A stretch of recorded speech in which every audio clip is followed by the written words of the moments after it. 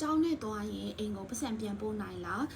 နေဖို့စားဖို့တွေဖယ်အပီးမှာဘယ်လောက်ထိကြံမလဲပေါ့နော်မေးထားတာလေးတွေ့ပါတယ်အဲ့တော့ဒီမီခွန်းလေးကိုဖြည့်ပေးချင်ပါတယ်အားလုံးပဲမင်္ဂလာပါကျွန်တော်နာမည်ချမ်းပါ Go Academy Japanese Language Center ရဲ့ founder ဖြစ်ပါတယ်အဲ့တော့တလမှာဘယ်လောက်ပြန်ပို့နိုင်တယ်လဲဆိုတာသိဖို့အတွက်တလကိုကျောင်းသားတစ်ယောက်ကပုံမှန်28နာရီအလုပ်လုပ်တယ်ဆိုရင်တလမှာရန်12,000ကနေပြီးတော့15,000 16,000လောက်အထိရနိုင်တယ်ပေါ့နော်ဒါကသူတနာရီကိုရတဲ့အလုပ်လာစားပေါ့နော်အလုပ်လောက်ခပေါ့နော်အဲ့ဒါကဘယ်လောက်ရတယ်လဲဘယ်လိုအလုပ်မျိုးမှလုပ်တယ်လဲနေ့လယ်လောက်တာလားညလောက်တာလားဆိုတဲ့ပုံမှာမူတည်ပြီးတော့အနေနဲ့အများကွာခြားနိုင်တယ်တကယ်လို့ပြန်မြအားဖြင့်ဥပမာ73,000 14,000လောက်ရအောင်လုပ်မယ်ဆိုရင်တော့